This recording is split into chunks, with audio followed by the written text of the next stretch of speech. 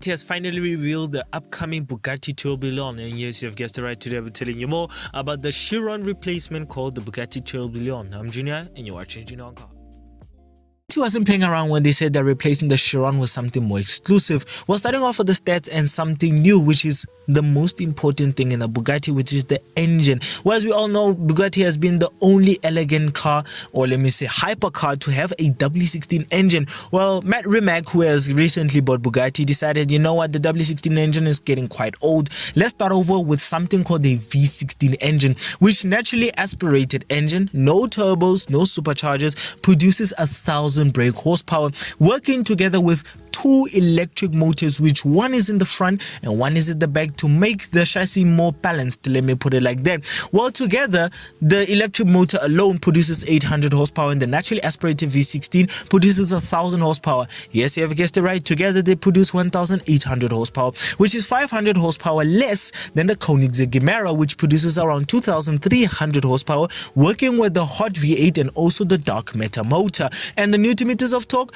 2,750 Newton meters of torque of the Koenigsegg Gemera. So the Bugatti Tourbillon is just going to be a fancy car, and the Koenigsegg Gemera is already taking the cup already by this far. Well, let's go into the exterior of the Tourbillon. Well, the Tourbillon is something more exclusive than any Bugatti that you have ever seen. Yes, the Pure Sport and the Super Sport 300 Plus might have been the most exclusive Bugatti, but trust me, the Tourbillon is going to be the most exclusive Bugatti that you could ever see on the road. It's going to be more like the Centodonce or something it's called like that, and also the Bugatti Divo. Well, the Bugatti Tourbillon just looks absolutely elegant and much more wider than the Bugatti Chiron. Oh, let me just say, according to the pictures, because some people who have seen it will realistically say that the Bugatti Tourbillon is not actually that quite wider than the Bugatti Chiron. It's just the same angle, but the design is much more different. Well, the Tourbillon in front looks way different to the Chiron and the Veyron also, and also inside, which we're getting into a little bit later.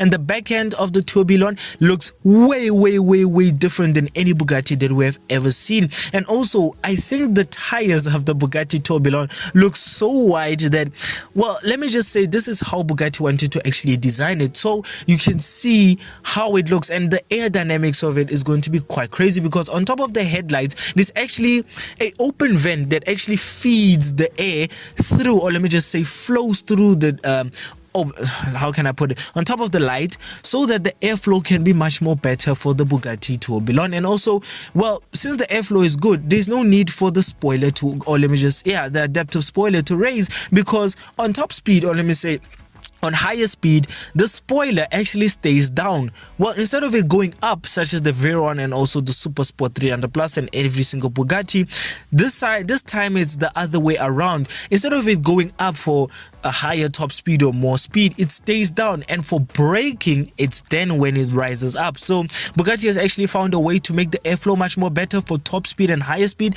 so the adaptive spoiler is not really going to be needed anymore, so it's only going to work as a braking system. And yes, you still get the curved part on the door side, so that the airflow is also fed to the newer naturally aspirated V16 engine, which obviously, if you have not watched the videos, go and watch the premiere of the Bugatti Tourbillon, because Matt Rimac actually played the footage of how it sounds, and it just sounds way different to any Bugatti that we're used to. Usually the W16 engine would have some whooshy noises as you put your foot off the accelerator.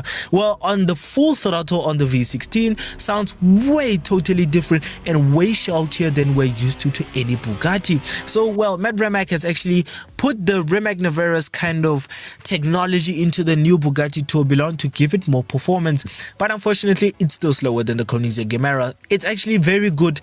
Actually, let me say it's very good competition for the Koenigsegg Jesko Absolute, which also I think has around 1,800 brake horsepower, which is quite good as well. So yeah, that's the Koenigsegg Jesko Absolute's kind of competition. The Koenigsegg Gemera is just on its other league. So besides that, you also do get butterfly doors on a Bugatti Tourbillon. Usually the doors on a normal Bugatti are just normal opening doors, but Matt Rimac has actually taken his tactics from his Rimac Navarra and actually put it into the Bugatti Tourbillon, which honestly, I don't hate Matt Rimac, don't get me wrong, even though I hate electric milk floats, but his performance and also the cars that he produces are very quite good. Let me just say one car, because that's the only thing that, well, Matt Rimac has actually made, the Rimac Navara.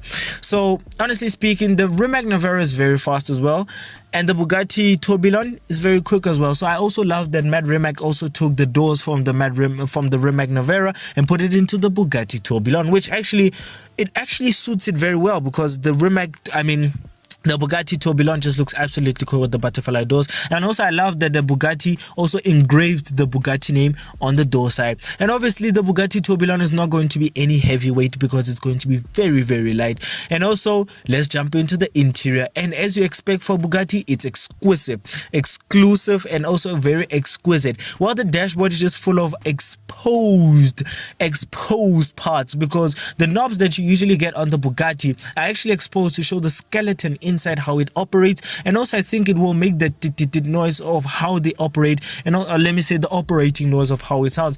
And let's jump into the most trending thing on TikTok, or let me say on social media, which is that adaptive steering wheel, which that's what I call it. Because when I mean adaptive, I mean something very different, because, well, where the hooter is, where if you don't know what a hooter is, that beep beep thing, and also the dashboard are actually close to the steering wheel, which is something that we're not used to on the Bugatti. And the surrounding part of the steering wheel actually moves, and where the hooter sits, and also the dashboard and also the speedometer, it doesn't move, it sits still. So it's crazy. If you don't know what I mean, I'm actually gonna show you a footage of what I mean. And that is the most craziest thing. Well, technically after Bugatti displayed the Tourbillon and started trending and everything else, people started finding out that actually Citroën came actually first with this idea. So Bugatti actually copied a company from its own home country, because Citroën is also from France. So Bugatti, you are capable of copycats. So honestly speaking, even though they copied Citroën, they did it better than Citroën, and also it looks way cooler than Citroën did anyways. So obviously Bugatti is very elegant and very cool. And speaking of elegancy, on the speedometer there's actually real I don't know what is it, gemstones or something inside the dashboard. And on the left you actually get, well, something tricky that if you don't know how to drive a car, if you don't understand how it operates, you get lost. Well, Bugatti has actually made a way of showing how the power works, the electric motors and also the naturally aspirated V16. Well, the V16 has its own knob that own line that actually shows the 1000 horsepower mark, and the electric motors also show its own knob that also shows where it's going, how much power it's producing from the electric motor, and how much power it's also producing from the naturally aspirated engine. And also shows the speedometer, which is limited to 550 kilometers, which is quite quick actually. So yeah, Bugatti has actually worked a lot on it. And also the dashboard, like I said, a lot of skeleton things are operated. Oh yes, and the Bugatti Tourbillon is actually going to be the first Bugatti to actually have a screen. Well, technically you can't see it now because it's a pop-up screen, and it's also very small, so I think it's to show the temperatures and some other stuff. And yes, you don't get a normal gear shifter or gear selector on the Bugatti Tourbillon. I think everything is operated through a knob, so that it can make the dashboard much more minimalistic and much more easier. Well, let's jump into what is my conclusion. Well, obviously my conclusion of the Tourbillon, it looks very cool. The stats are not very disappointing. It's still in the hypercar territory, but honestly speaking, I was expecting Bugatti to bring something crazier, to produce at least 2000 horsepower, but they just kept it plain and simple and just gave it 1800 horsepower, which is quite good, honestly speaking. But Bugatti is more of money now than performance, let's just be honest.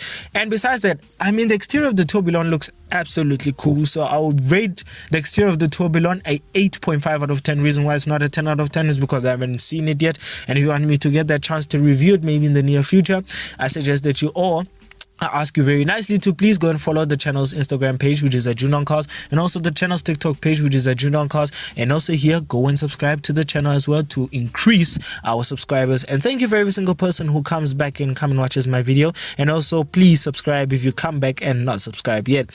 So overall, I do also love the interior of the Tourbillon. It looks very cool and very exquisite as well. So I also rated a 10 out of 10. Yes, many might disagree, but it's a 10 out of 10. Looks very cool. I love the exposed skeleton on the dashboard, just looks absolutely cool. And that steering wheel, I mean, that's something very cool. I mean, you cannot deny it as well. And the price tag, I think it's also going to be expensive. We might estimate around 6.5 million euros because obviously it's Bugatti we're talking about here. But overall, I love it. So enjoy the video. If you did, please give it a like, comment, subscribe. If you want to watch more videos of mine, click onto the main channel to go and watch more videos of mine. If you want to learn more, keep up with my channel, I suggest that you go and follow my channel's Instagram page, which is at Juno on Cars, and also go and follow the channel's TikTok page for more shorts, which is also Juno on Cars. More car content coming soon.